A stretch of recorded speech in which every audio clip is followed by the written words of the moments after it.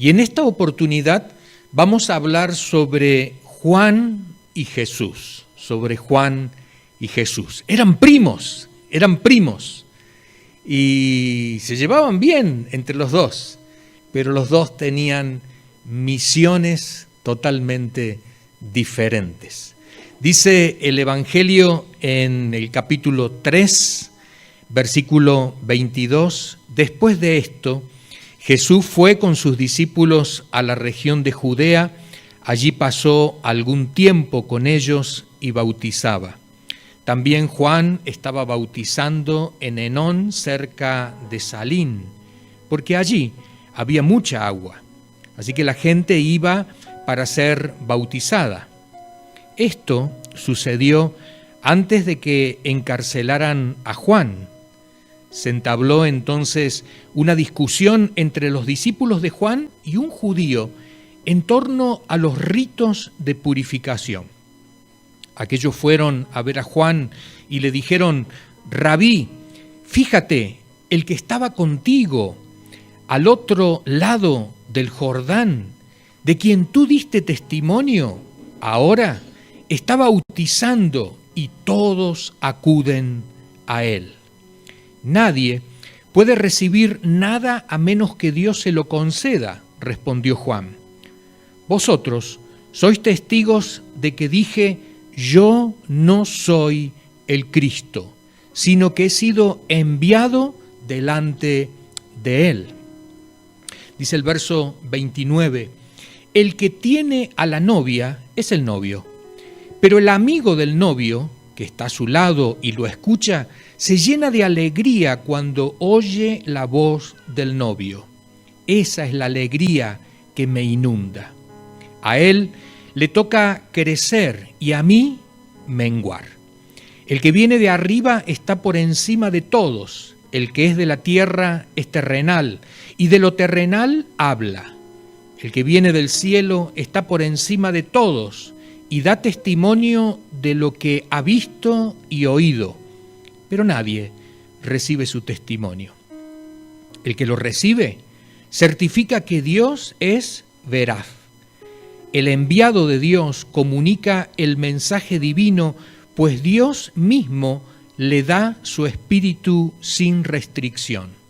El Padre ama al Hijo y ha puesto todo en sus manos.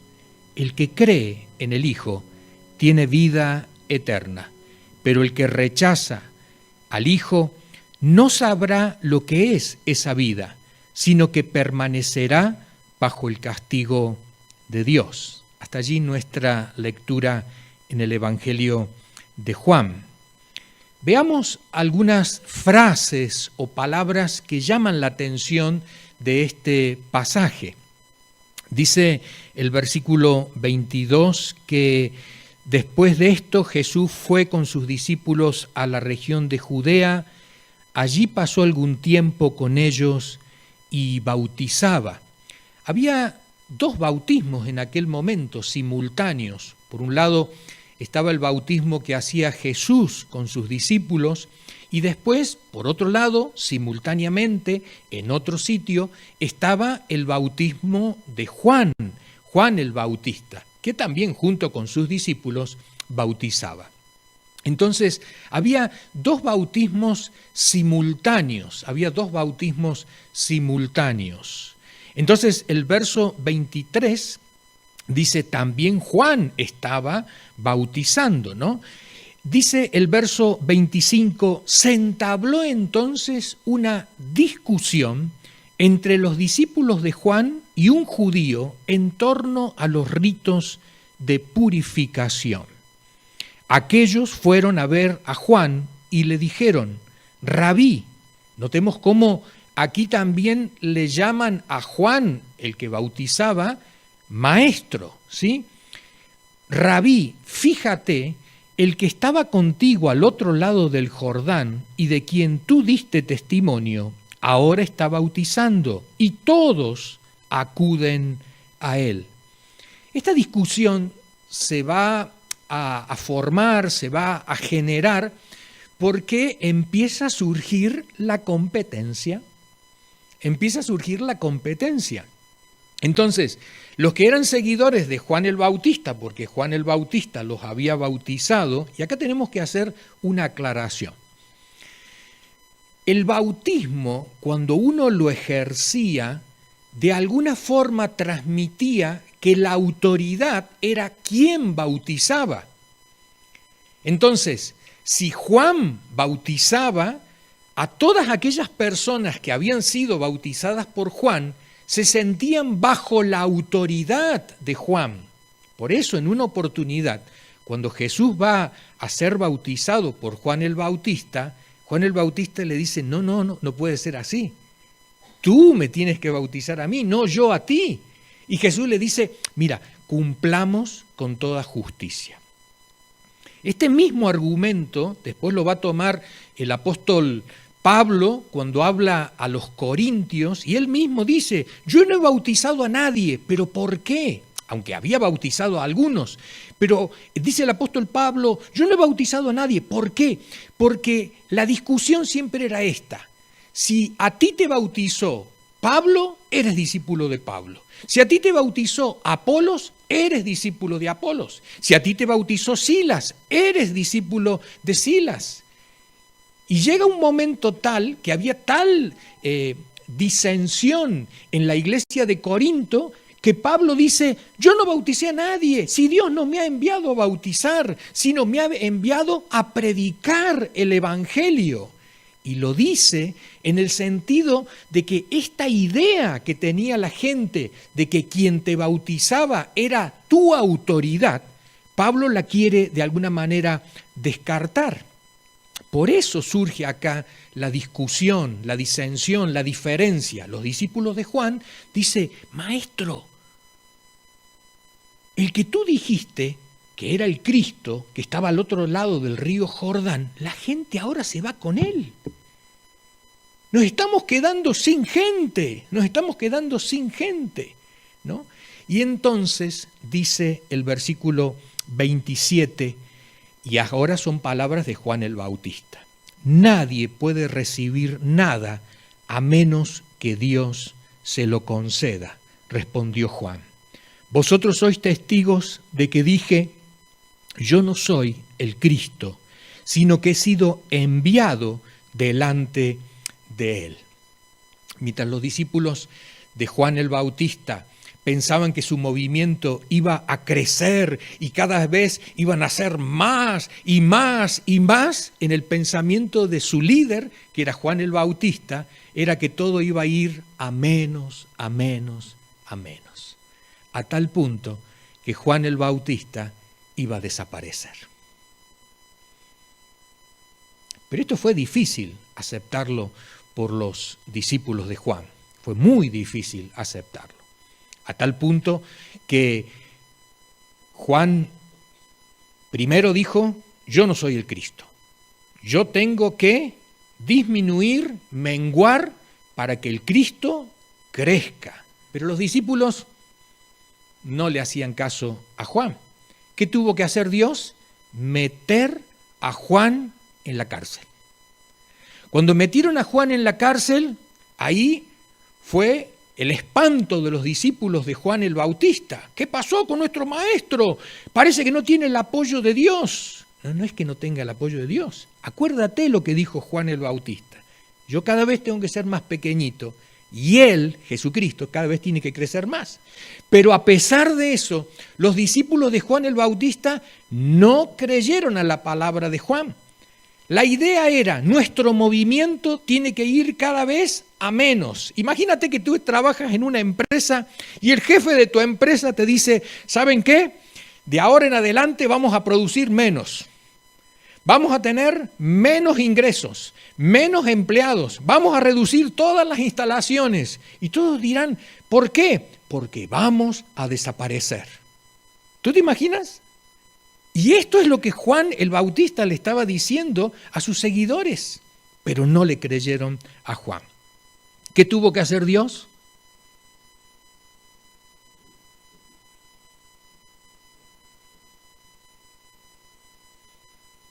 Primero lo encarceló a Juan, segundo, le cortó la cabeza. No es que Dios le cortó la cabeza, sino que Dios permitió que al final le cortaran la cabeza. Y esto es algo que uno podría decir de una manera, bueno, pudo haber muerto Juan de otra forma. Juan pudo haber muerto de otra forma. Que le clavaran una espada. Pero no, el hecho de cortarle la cabeza también es algo, de alguna forma, un mensaje de parte de Dios a los discípulos de Juan el Bautista. Se quedan sin líder, porque este no tiene que ser su líder. Hay un traspaso de autoridad y los discípulos de Juan el Bautista no lo querían aceptar. Dice el versículo número 29, y está hablando Juan el Bautista, ahora utilizando un ejemplo muy común en la antigüedad y algo parecido en nuestros tiempos. Dice la Escritura, el que tiene a la novia es el novio, pero el amigo del novio que está a su lado y lo escucha, se llena de alegría cuando oye la voz del novio. Esa es la alegría que me inunda, dice Juan el Bautista. A él, a Jesús, le toca crecer y a mí menguar. A él le toca ser más grande y a mí más pequeño. Y Juan dice de sí mismo, yo soy el amigo del novio, el novio Jesús. Y yo me alegro porque él tiene a la novia. La novia es lo que Jesucristo iba a formar, que era la iglesia. La iglesia, recordemos que Juan va preparando un camino y en ese camino se va uniendo gente. Toda esta gente va a formar parte de la iglesia, pero Juan no se va a quedar con la iglesia, sino quien se va a quedar con la iglesia es Jesucristo. En nuestros tiempos, amigo del novio se puede llamar así, pero también se llama padrino. Padrino, ¿sí? Y es aquel amigo. Puede ser hasta su hermano, el hermano mayor en algunos casos, o alguna persona que el novio designa para que haga algunos contactos. Por ejemplo, por lo general, la despedida de soltero del novio lo organiza un amigo de él, que ese sería el amigo del novio, ¿no? También muchas veces el amigo del novio, cuando no hay padre que lleve a la novia al altar o ahí adelante para que se puedan celebrar la boda, es el amigo del novio quien lleva a la novia hasta allí. Ahora, en la costumbre judía, el amigo del novio todavía tenía muchas otras funciones. Por ejemplo, era el intermediario entre las dos familias. Imagínate, una familia le decía a la otra, tú me tienes que pagar la dote, tú me tienes que pagar una suma de dinero. ¿Por qué? Porque te estás llevando a mi hija. Y entonces el padre de la hija decía, bueno, yo quiero que me des 2 millones. Y el padre del novio decía, 2 millones no te voy a dar. Y entonces ahí salía el amigo del novio. El amigo del novio era como el intermediario, era el que mediaba ahí. También el amigo del novio era el que se fijaba que las cosas estuvieran funcionando, ¿no? Que el novio estuviera haciendo la casa o el lugar donde iba a vivir con la novia. También iba a la casa de la novia para ver si estaban preparando todas las cosas. Y cuando llega el momento de la boda, es el amigo del novio el que es el que inicia todo ese transitar de la casa de la novia hasta la casa del novio, ¿no? Y ahí el amigo del novio es el responsable de que empiecen a ocurrir las cosas de acuerdo al orden que se había establecido. Se tiene que hacer la ceremonia, también tiene que haber el acto sexual, donde después de consumado es precisamente el amigo del novio el que tiene que dar la señal de decir, sí, era virgen esta mujer, y todo el mundo se alegra y esto, lo otro y demás. Ojo que en las celebraciones judías, si la mujer no era virgen, si la mujer no era virgen, la boda duraba 3 días, pero si la mujer era virgen, la boda duraba 7 días, ¿no? Así que era algo interesante, ¿no? Pero son costumbres de aquel tiempo, simplemente te las menciono porque el amigo del novio era el responsable de todo esto. Entonces, cuando todo se acabó, ¿has visto cuando termina una fiesta, una celebración y ya la gente se está yendo? Ya no queda nadie ahí. Y el último que se queda es el que había organizado todo. Y al final dice, wow, ahora me toca descansar a mí. Pero me alegro de que todo haya salido bien. Y esa era la función de Juan el Bautista. Esa era la función de Juan el Bautista, amigo del novio.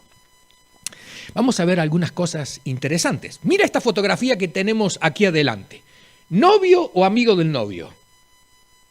Dime quién es el novio y dime quién es el amigo del novio. Difícil, ¿no? Difícil. Porque muchas veces, precisamente en las celebraciones, en las bodas, son muy parecidos, ¿no? ¿Quién es el novio y quién es el amigo del novio? Mira esta otra. La novia le está dando el brazo a los dos, al amigo del novio y al novio. Dime tú quién es el novio de aquí. Bueno, los que saben de protocolo podrían decir, bueno, es este de aquí o este de aquí, ¿no? Bueno, pero simplemente comparto esta imagen porque esta era un poco la confusión de los discípulos de Juan y los discípulos de Jesús. Y cuando Juan escribe el Evangelio, lo escribe desde la ciudad de Éfeso. La ciudad de Éfeso era una ciudad cosmopolita, pero que abundaba por diferentes grupos de religiones que había.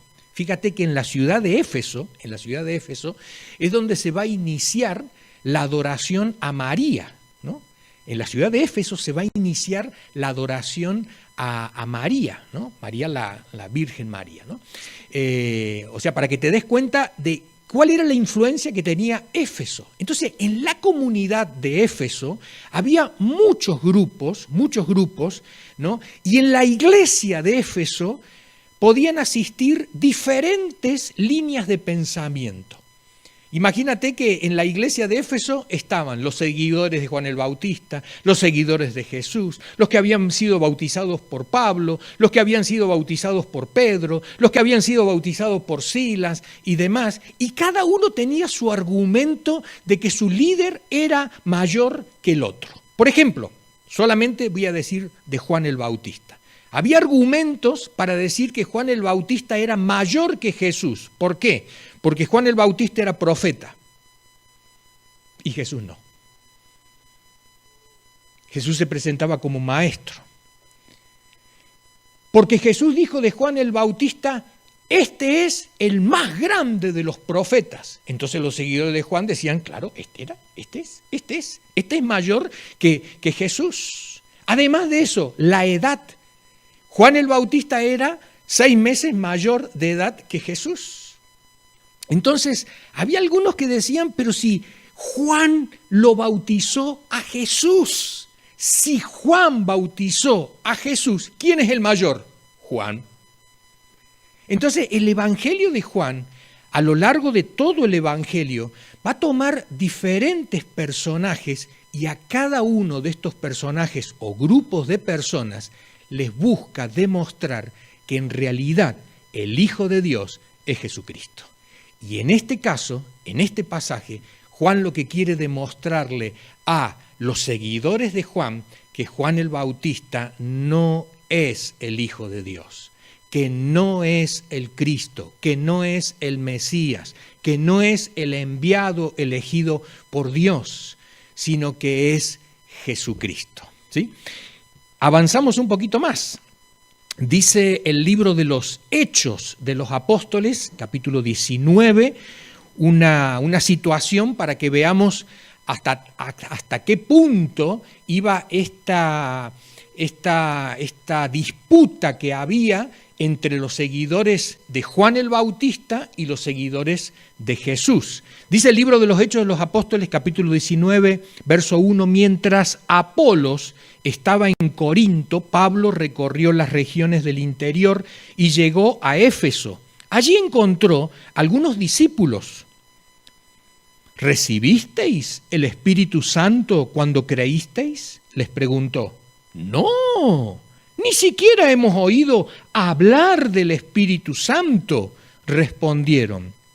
Entonces, ¿qué bautismo recibisteis? ¿El bautismo de Juan?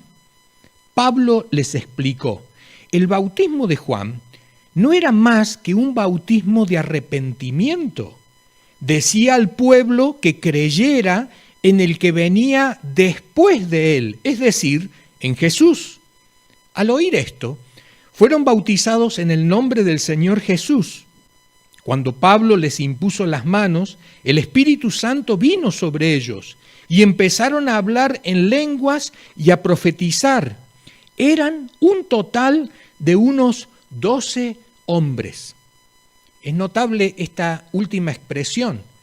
No eran 2 o 3, eran un total de 12 hombres. Llegan a la ciudad de Éfeso y se encuentran con discípulos, o sea, seguidores del camino. Recordemos que todavía no se llamaban cristianos y demás, seguidores del camino. Y entonces preguntan,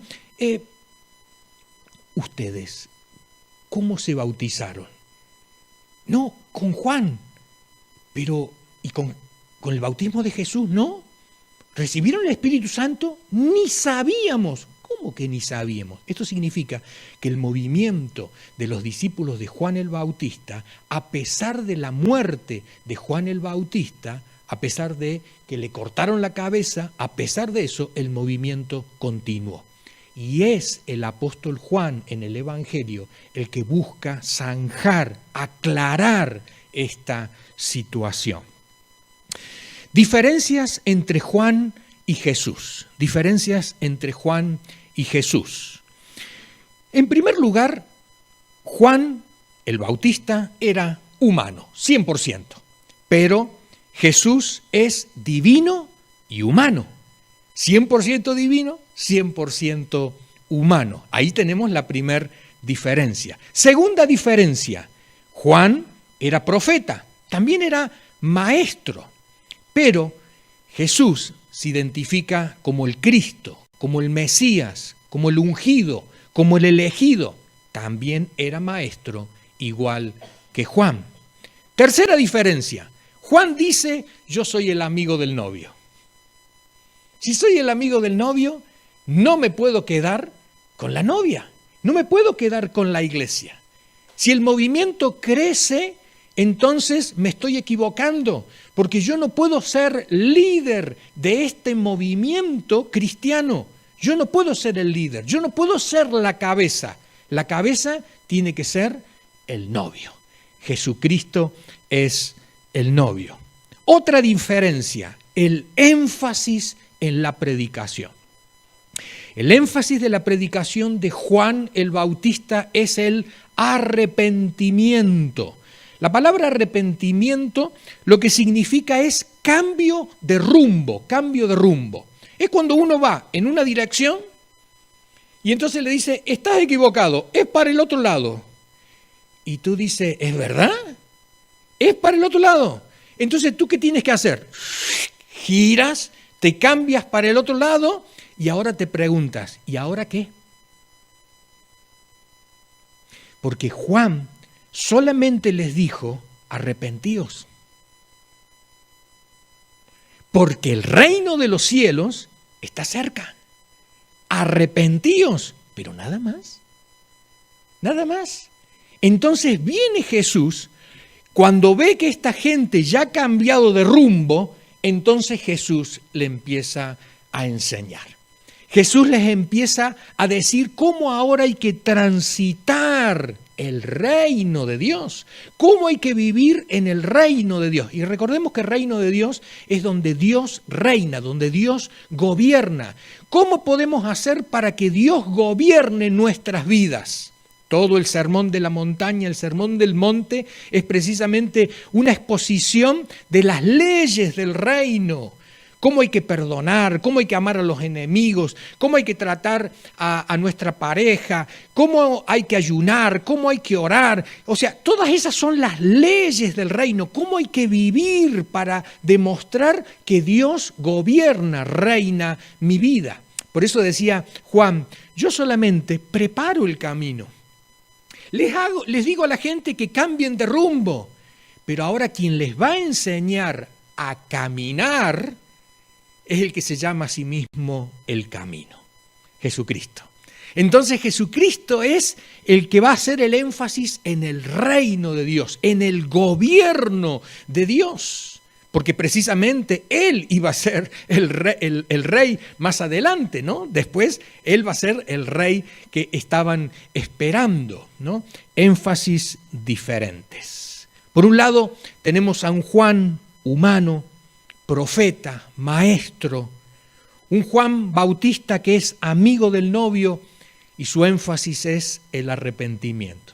Por otro lado, tenemos a un Jesús que es divino, también humano, que es Cristo, el Mesías, también es maestro, pero es el novio de la iglesia y su énfasis es el gobierno, el reino de Dios.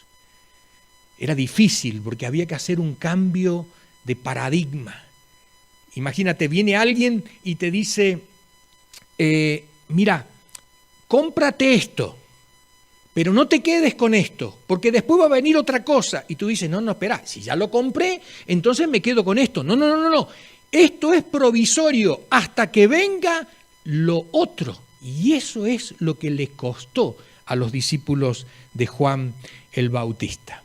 Dice Juan el Bautista, a él le toca crecer, a mí menguar. A él le toca crecer, a mí menguar. O como dice la mayoría de nosotros que conocemos la otra versión de la Biblia, es necesario que él crezca y que yo mengüe. ¿No? Es necesario que él crezca y que yo mengüe.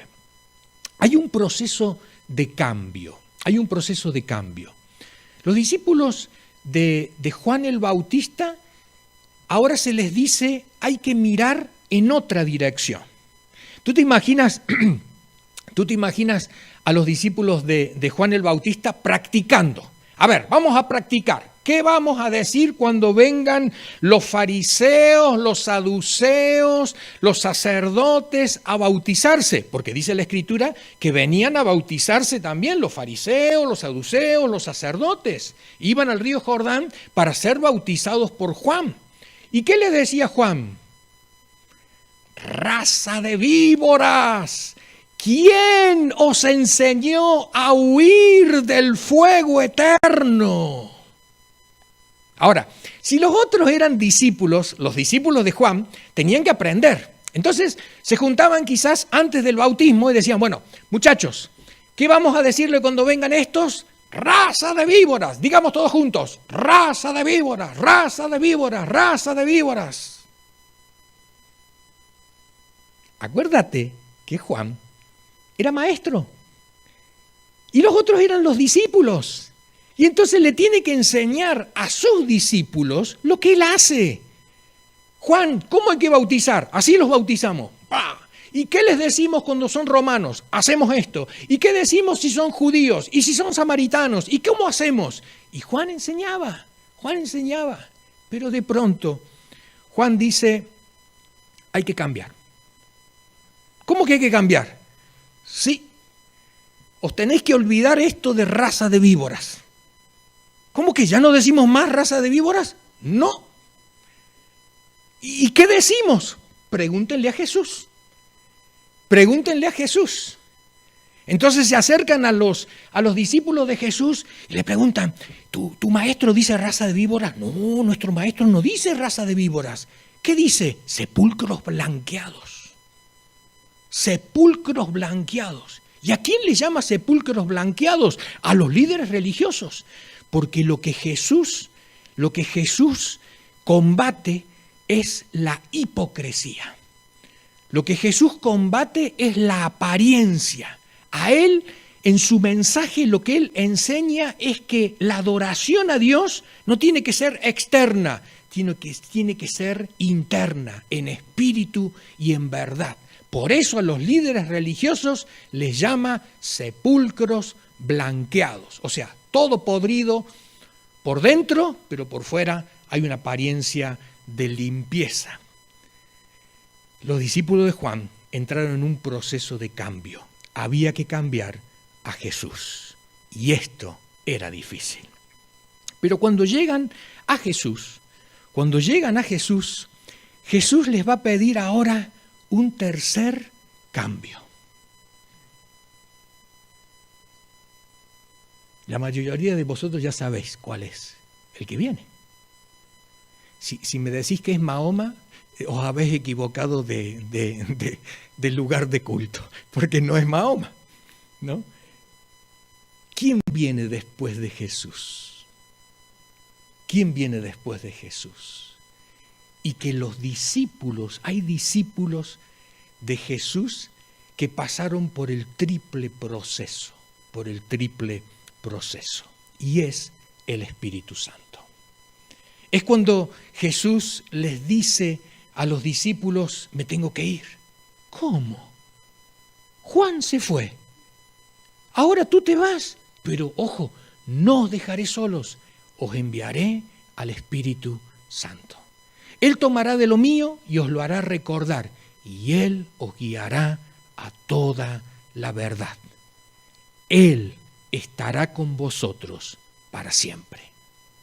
Algo que Jesús no pudo decir de sí mismo, algo que Juan no pudo decir de sí mismo, pero sí les dice a los discípulos, no os preocupéis, no va a haber más cambios. El Espíritu estará con vosotros para siempre, ¿no? Y pongo la imagen aquí de la paloma, que es por lo general con quien representamos al Espíritu, pero me gustaría tomar la imagen de Juan. La imagen de Juan es la imagen del viento. Recordemos cuando habla con Nicodemo y le dice Nicodemo, ¿y cómo puede ocurrir este cambio? Y entonces Jesús le dice a Nicodemo, ¿te acuerdas del viento? ¿Has visto que el viento viene de un lado y se va, y viene de otro lado y se va? Tú no sabes ni de dónde viene ni a dónde va. Así es todo aquel que es nacido del Espíritu. Y es verdad, el Espíritu Santo es precisamente aquel que nos lleva, que nos impulsa si nos dejamos guiar por Él. Es el Espíritu Santo. Ahora, tres maestros. Juan,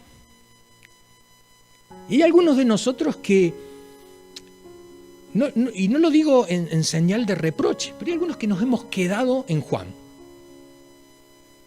Y continuamente lo único que vemos es la maldad del mundo. Continuamente lo que vemos es lo malo que ocurre en las cosas. Y lo que enfatizamos, hay que cambiar. Y es verdad, hay que cambiar. No decimos que no, al contrario, hay que cambiar, hay que arrepentirse. Pero es necesario también pasar al otro nivel, que es el nivel de Jesús, que Juan nunca lo hizo. Juan no resucitó ningún muerto, no sanó ningún enfermo, no liberó ningún endemoniado. Juan llevó a la gente a arrepentirse, pero Jesús demostró cómo vivir bajo el gobierno de Dios. Algunos nos hemos quedado en la denuncia, pero es necesario pasar ahora a la acción y mostrar que somos discípulos de Jesús. Pero algunos nos hemos quedado todavía en Jesús, y esto lo digo con todo respeto, ¿no? No quiero que se me malinterprete. Algunos nos hemos quedado en Jesús simplemente con frases como Jesús lo dijo. Jesús lo dijo. Pero eso no es suficiente. No es suficiente decir con Jesús lo dijo o lo enseñó. Es necesario saber cuándo decirlo y cómo decirlo. Y eso solamente nos puede ayudar el Espíritu Santo. Voy a dar un ejemplo nomás para que veamos que esto es cierto, que a veces nos encerramos en algo y decimos, hay que hacerlo así porque la Biblia lo dice. Amén, hermano. Pero ¿cuándo hay que hacerlo? ¿Cómo hay que hacerlo? Y para eso nos fue dado el tercer maestro, el Espíritu Santo. Dice así, libro de los Hechos de los Apóstoles, capítulo 16, y presta atención a estos versículos porque estos son versículos que parece que algunos nunca los hemos leído, pero ahí están en la Biblia, ¿no? Dice Hechos 16, 6, atravesaron, está hablando refiriéndose al apóstol Pablo, atravesaron la región de Frigia y Galacia, ya que el Espíritu Santo les había impedido que predicaran la palabra en la provincia de Asia. Cuando llegaron cerca de Misia, intentaron pasar a Bitinia, pero el Espíritu de Jesús no se lo permitió. Entonces, pasando de largo por Misia, bajaron a Troas. Durante la noche, Pablo tuvo una visión en la que un hombre de Macedonia puesto de pie le rogaba, pasa a Macedonia y ayúdanos. Después que Pablo tuviera la visión, enseguida nos preparamos para partir hacia Macedonia, convencidos de que Dios nos había llamado a anunciar el Evangelio a los macedonios. Dice el texto que Pablo quería ir en una dirección, cumpliendo con el mandato de Jesús. ¿Cuál era el mandato de Jesús? Predicar a todas las naciones. Pero dice la Escritura que el Espíritu le dijo, no, en esa dirección no. Pero ¿no es lo mismo predicar? Intentó ir en la otra dirección. Y dice la Escritura que el Espíritu le dice, tampoco en esa dirección. ¿Y cuántas veces a ti y a mí se nos han frenado los proyectos, los planes? Y nosotros decimos, pero Señor, ¿qué es lo que quieres? Y es precisamente cuando Pablo cae en su sueño, porque el sueño es cuando nosotros bajamos todas nuestras defensas. Cuando el cuerpo duerme, es cuando el cuerpo baja todas las defensas. Y es ahí donde tiene la visión. Y en esa visión ve a un hombre de Macedonia que le llama y le dice, ayúdanos. Y entonces Pablo dice, ya sé, el Espíritu Santo quiere que vayamos a Macedonia. Quiere que prediquemos como Jesús nos lo mandó, pero quiere que vayamos a donde Él quiere que vayamos a predicar. Me gustaría que nos quedáramos con esta expresión en esta mañana todos juntos. Que nos podamos decir los unos a los otros al terminar la celebración, déjate guiar, déjate guiar. Porque ya conocemos muchos la Escritura, ya sabemos lo que hay que hacer, pero cómo hay que hacerlo y cuándo hay que hacerlo, es necesario dejarse guiar. Discípulos de Juan, discípulos de Jesús, pero también podríamos decir discípulos del Espíritu Santo. Son aquellos que se dejan guiar por el Espíritu de Dios. Que el Señor nos ayude a practicarlo en esta semana. Amén.